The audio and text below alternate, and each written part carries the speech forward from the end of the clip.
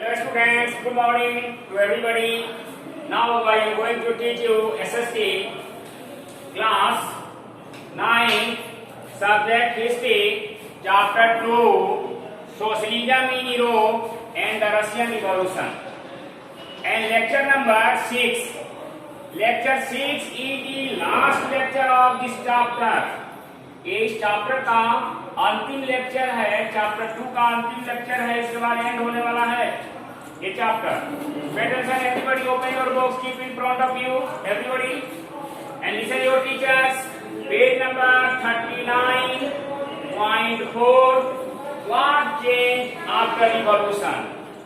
What change after revolution means होता है कि अक्टूबर रिवॉल्यूशन जो हुआ था 1917 में रशिया में, उसके बाद क्या चेंजिंग आया. तो सबसे बड़ी चेंजिंग आया बोल्शेविक पार्टी का लीडर जो पेरेस्की था उसको हटा दिया गया और बोल्शेविक पार्टी का लीडर लेनिन गद्दी पर बैठ गया. फर्स्ट चेंजिंग ये हुआ, first changing. And second changing क्या हुआ? Most industries and the banks were nationalised. Lenin ने कंट्री के अधिकांश इंडस्ट्री को और अधिकांश बैंक को नेशनलाइज कर दिया. सेकेंडरी चेंज क्या हुआ? Land was declare social property and peasants were allowed to seize the land. नहीं, वहां की रशियन भूमि को, खेतों को सोशल प्रॉपर्टी बना दिया गया, सामाजिक संपत्ति बना दी गई, यानी सबका समान अधिकार दे दिया गया. और किसानों को आदेश दिया गवर्नमेंट ने कि लैंडलॉर्ड की जमीन को कैप्चर करो, सीज करो. Third changing, Bolshevik party was renamed the Russian communist party. Bolshevik party का नाम बदलकर रशियन कम्युनिस्ट पार्टी रखा गया. एंड चौथा चेंजिंग क्या हुआ? Assembly was dismissed by Lenin. Assembly इसलिए डिसमिस किया गया क्योंकि असेंबली में कंस्टिट्यूएंट असेंबली का इलेक्शन कराया गया जिसमें बोल्शेविक पार्टी अल्पमत में आ गई थी. यही कारण था कि गुस्से में लेनिन ने असेंबली को ही डिसमिस कर दिया, यानी अब तमाशाई दिखाने लगा. पांचवा चेंजिंग क्या हुआ? All political parties may are declared illegal, जितने except the Russian communist party. यानी लेनिन ने अपनी रशियन कम्युनिस्ट पार्टी को छोड़कर सारे रशिया के पॉलिटिकल पार्टी को इलीगल करार कर दिया. अंडरस्टैंडिंग? नेक्स्ट आइए, आप पेज नंबर 14 आइए. 4.1. The headline of 4.1 is the civil war. Civil war means होता है गृह युद्ध. जब देश की जनता अपनी देश की सरकार के अगेंस्ट में आंदोलन चलाती है, रिवोल्ट करती है, that is called the civil war. इसको हम सिविल वॉर कहते हैं. तो आप जानते हैं कि लैंडलॉर्ड की सारी जमीन छीनकर वर्कर्स और लेबर और पीजेंट्स में डिस्ट्रीब्यूट कर दिया गया था. तो लैंडलॉर्ड के बीच में गुस्सा था जिसके कारण वहां सिविल वॉर स्टार्ट हुआ. तो सिविल वॉर किसके द्वारा स्टार्ट किया गया? तो civil war started by landlord, liberals and socialist revolutionary.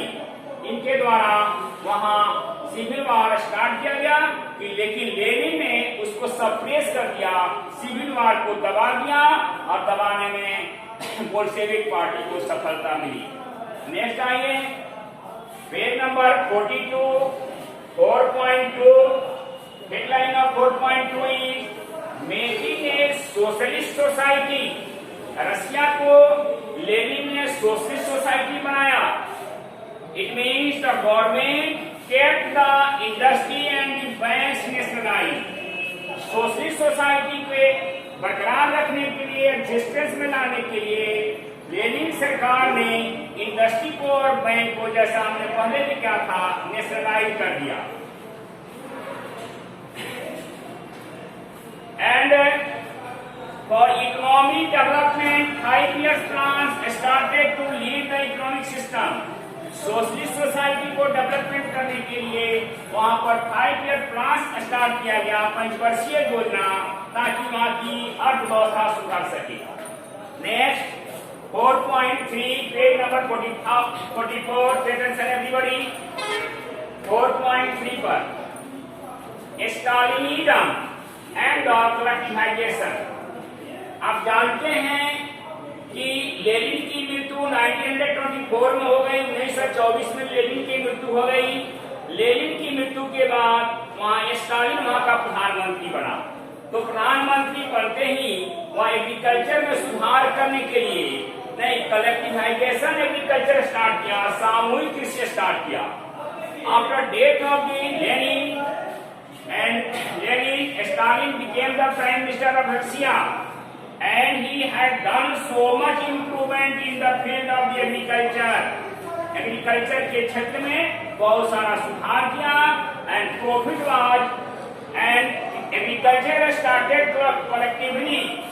Agriculture started collectively and farmers worked collectively and profit was shared among the farmers. सामूहिक रूप से कृषि की गई, किसान सामूहिक रूप से खेती करने लगे और छोटे छोटे प्लॉट को ज्वाइन करके बिग प्लॉट बना दिया गया और गांव के सभी किसानों को उसमें गिरा दिया गया सामूहिक कृषि के लिए और उसको प्रॉफिट को उनके बीचों में शेयर किया गया, बांट दिया गया। लेकिन यह सक्सेस नहीं हुआ और बहुत सारे लोग इसका बाइकाट करने लगे। तो जो लोग बाइकाट करने लगे, लेनिन ने उसको सेफरली लागू किया, कठोरतापूर्वक लागू किया।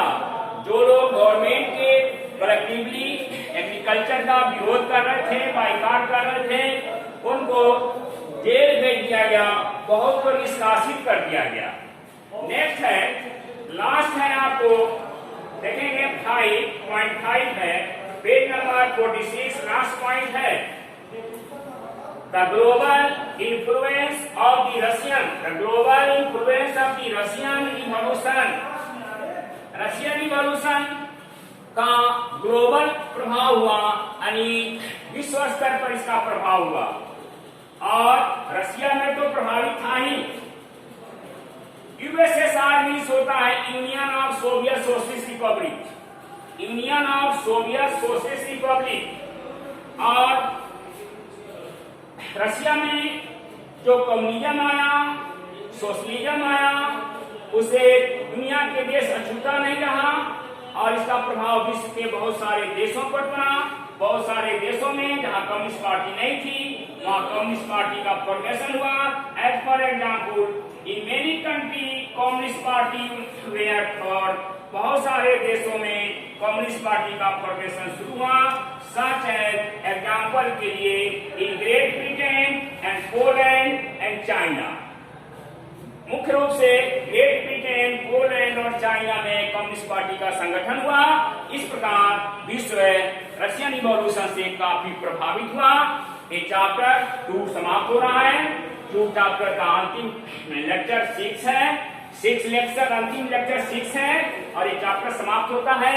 अब हम आगे पढ़ाएंगे, दूसरे चैप्टर में हाथ लगाएंगे। Rest next day. ओके।